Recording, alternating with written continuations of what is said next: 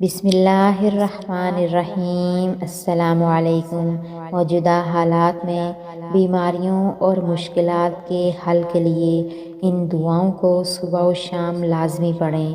روزانہ کم از کم 100 مرتبہ لا الہ الا انت سبحانک انی کنت من الظالمین یہ لازمی پڑھیں، اور روزانہ صبح و شام 3 مرتبہ ہر موذی چیز سے حفاظت کے لیے یہ پڑھیں: اعوذ بکلمات اللہ التامات من شر ما خلق۔ اور ناگہانی آفتوں سے حفاظت کے لیے روزانہ صبح و شام 3 مرتبہ یہ پڑھیں: بسم اللہ الذی لا یضر مع اسمہ شیء فی الارض ولا فی السماء وہو السمیع العلیم۔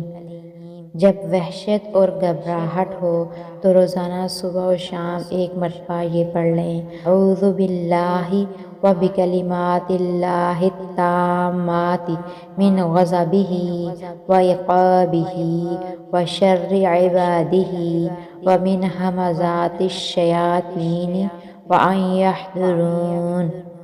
یہ دعا کثرت سے پڑھیے: اللہم ارفع عنا البلاء والوباء۔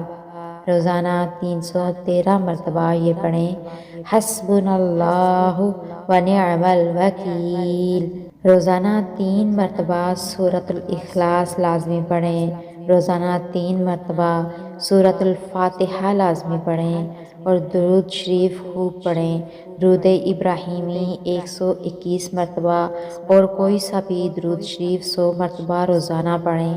313 مرتبہ روزانہ رب اغفر لی لازمی پڑھیں۔ 25 یا 27 مرتبہ اللہم اغفر لی وللمؤمنین والمؤمنات یہ بھی لازمی پڑھیں۔